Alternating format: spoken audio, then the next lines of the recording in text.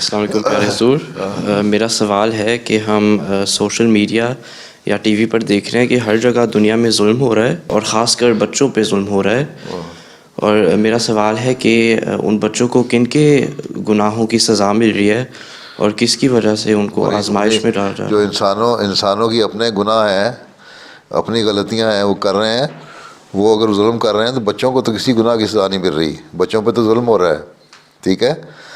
اور جو کرنے والا ہے وہ اس ظلم کی وجہ سے گناہ گار ہو رہا ہے، اور اس کو اللہ تعالیٰ ضرور سزا دے گا. اس دنیا میں نہیں تو اگلے جہان میں سزا دے گا، آگ میں ڈالے گا. ٹھیک ہے. بچے تو ظلم ہو رہا ہے تو بخشے جائیں گے.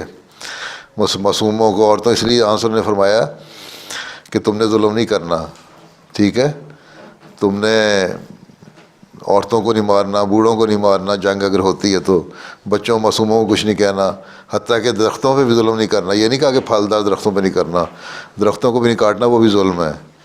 تو اسلام نے تو بہت سارے ظلموں کی تعریف کر دی ہے کہ یہ سب چیزیں ظلم ہیں، تم نے نہیں یہ کام کرنے. اگر تم کرو گے تو جہنم میں جاؤ گے.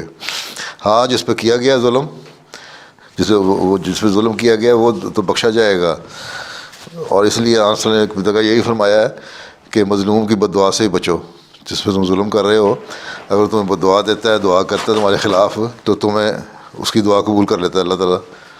تمہیں سزا ملے گی، فوری نہیں ملے گی تو کچھ عرصے بعد مل جائے گی. اس لیے یہ سوال کوئی نہیں ہے کہ جی مظلوم پہ ظلم ہو رہا ہے. یہ طاقتور اگر اپنی طاقت کا اظہار کر رہا ہے تو وہ اللہ تعالیٰ کی گرفت میں آ رہا ہے.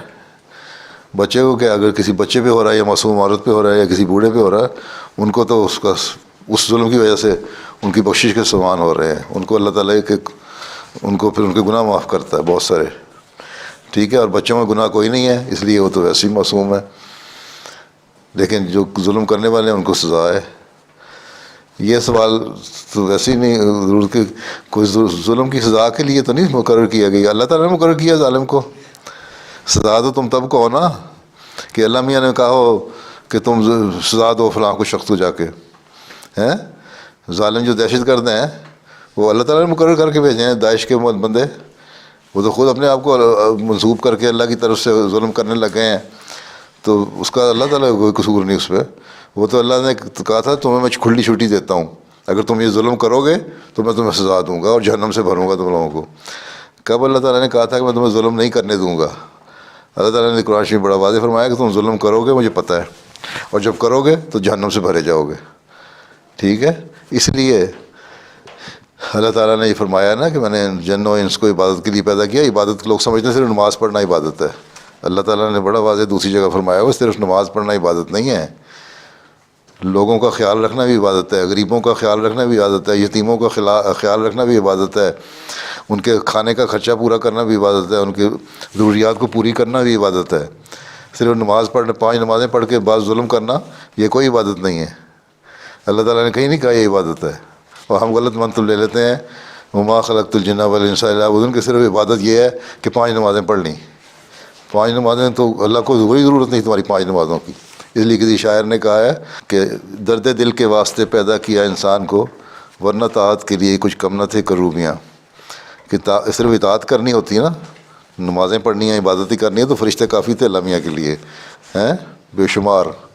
تمہیں تو پیدا اس لیے کیا کہ درد دل، ہمارے دل میں درد ہو، ظلم نہ کرو ہیں، اور لوگوں کا خیال رکھو.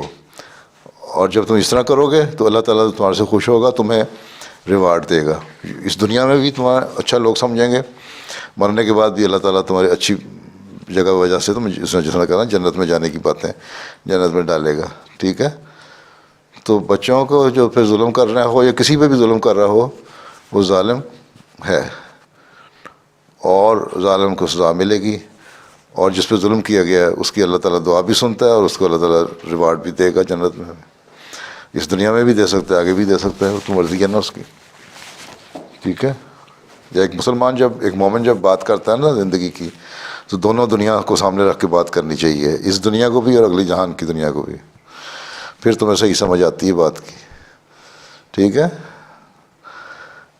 ٹھیک ہے. ورنہ سیدھی نمازیں اللہ تعالیٰ نے کوئی نہیں کہا پڑھ لو تو تم بخشے جاؤ گے. تمہیں جب تک درد دل نہیں پیدا ہوگا، جب تک تم ظلم سے دور نہیں ہٹو گے، اس وقت تو تمہاری نمازیں بھی فضول ہیں. قرآن میں واضح لکھا ہے تمہاری ہلاکت ہے نمازیں. تمہارے منہ پہ مارے گا اللہ میاں اٹھا کے. یہ لے جو نمازیں اپنی ہیں اگر تم ظلم کر رہے ہو تو. ٹھیک.